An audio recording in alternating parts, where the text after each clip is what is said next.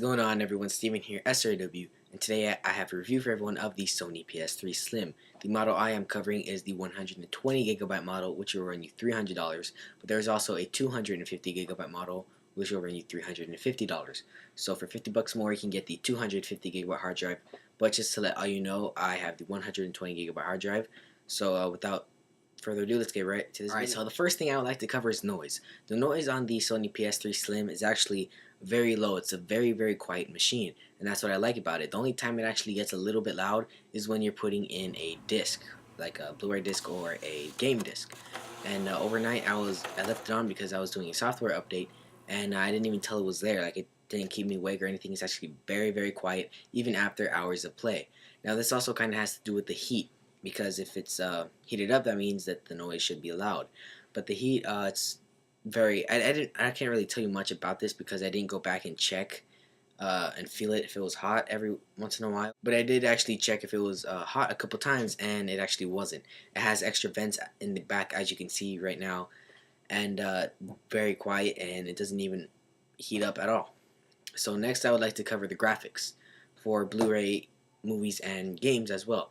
So the Blu-ray movies on this thing, first of all, look great. I mean, if you all know, PlayStation 3 is known for its graphics, mainly. Well, not mainly, but I mean it's known for its graphics too. And this thing puts out full 1080p true HD graphics and sound also. And the Blu-ray on this thing looks just great. I mean, I was only running 720p on my TV. It does run 1080, but at the moment I was running 720p.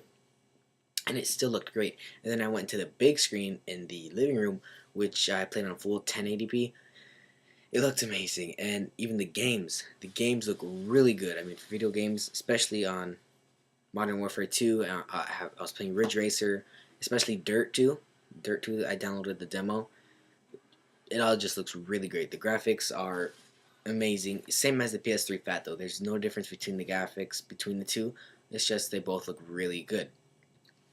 So next, again with the PS3 Fat, some differences between them. There aren't really some main differences. I mean, there aren't really some big differences. Only that there's no backwards compatibility on the PS3 Slim, which means you cannot put in a PS2 disc in there and play it. The PS3 Fat can do that though. So if you have a PS2 game you want to play it and you have a PS3 Slim, unfortunately you can't play it. But on the PlayStation Store, on your PS3, you can go into the store and they have PS1 games that you can download, or buy, I should say. You buy them and they have a whole bunch of PS1 games that you can download if you want to play PS1 games. Also, you cannot install third-party operating systems. For example, Linux. You cannot install Linux on the PS3 Slim, but you could on the PS3 Fat. I honestly don't know why you would want to put Linux on the PS3. I mean, you bought a PS3 for gaming, because it's a PS3, and also for movies. If you want a computer, just build one, or even just buy one. I mean, I don't really see the point of that, but you cannot put that on the PS3 Slim. Also, a little difference that there is that there is no power switch in the back. You know, the big power switch that was on the PS3 Fat, that is no longer here. Also, another small difference is that there are no more touch buttons. They are actual physical buttons now, as you can see in the little picture-in-picture, wherever I put it. It's actually physical buttons that give you a really nice click when you push them. The PS3 Slim also uses a third less power than the PS3 Fat. So if you're looking to save just a little bit of money on your electricity bill, just a little bit, go ahead for the PS3 Slim.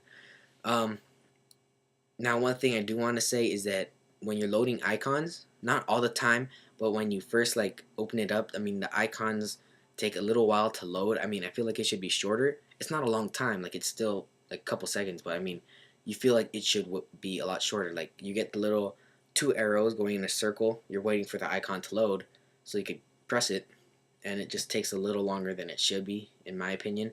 I don't really know, because I didn't own a PS3 Fat.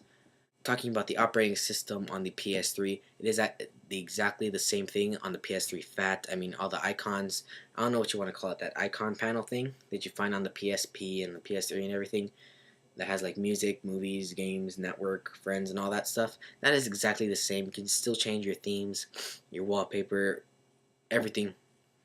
You can still do it as same as the PS3 Fat. There is still 2 USB ports, and as you can see in the back, there is a Ethernet port, HDMI port, optical out for audio, and a V out. Right? It's a weird little looking cable. It's a Sony cable, and that's for video. And lastly, the AC in for power.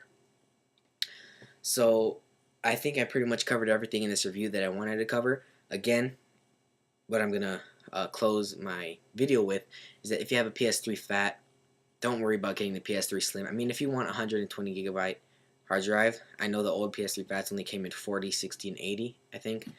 I mean, go ahead and go for it. I mean, you could just swap it out on your PS3. Just buy a bigger hard drive instead of buying a brand new console. But I mean, if you like the I didn't cover that on the differences. It is no longer a glossy piano black.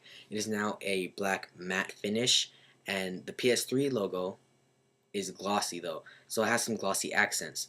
So as you can see, they got rid of the Spider-Man font, and they just have their own little logo now. That is glossy. As you can see, the sides are glossy as well, including the front where the disc loading slot is, and that little panel that sticks out with the buttons. That is a nice chrome, but the top surface is all a matte finish.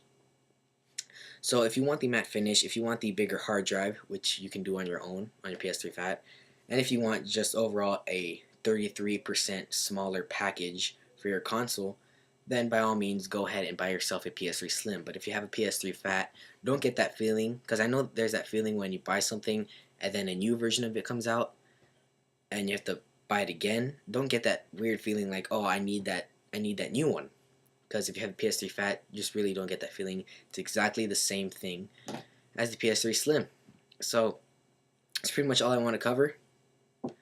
It's a really good system. I mean, I like it. And the way that the PS3 goes with surround sound, if you have surround sound, it's a plus if you have a PS3, because say you're in Modern Warfare 2 and you're facing a helicopter and you turn to the left, the sound of the helicopter will go on the right speakers. So it's actually really cool how it does that. I'm still amazed by that. So if you have surround sound and you have a PS3, that is actually another plus. So srayw here.